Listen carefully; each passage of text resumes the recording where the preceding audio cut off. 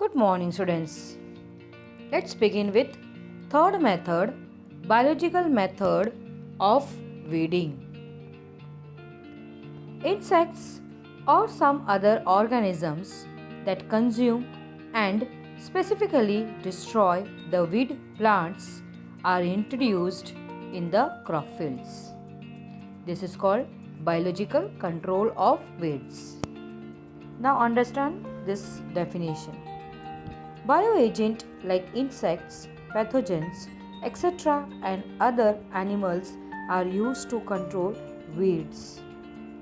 Insects and pathogens infest weeds and they either reduce growth or kill weeds. Biological control method can reduce weeds, but it is not possible to eradicate weeds. The best Indian example of biological control is weeding of prickly pear cactus Opuntia by using the cochineal insects. Cochineal is an insect and it lives on cacti, feeding on plant moisture and nutrients.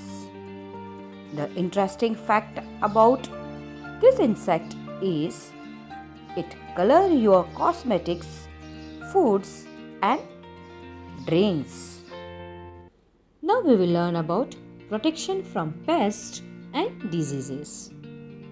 Crops have to be protected from a variety of animals, insects such as termites, locusts, etc. and rodents which may damage or eat the crops.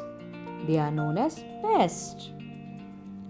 Pests can be controlled by pesticides, which are poisonous chemicals.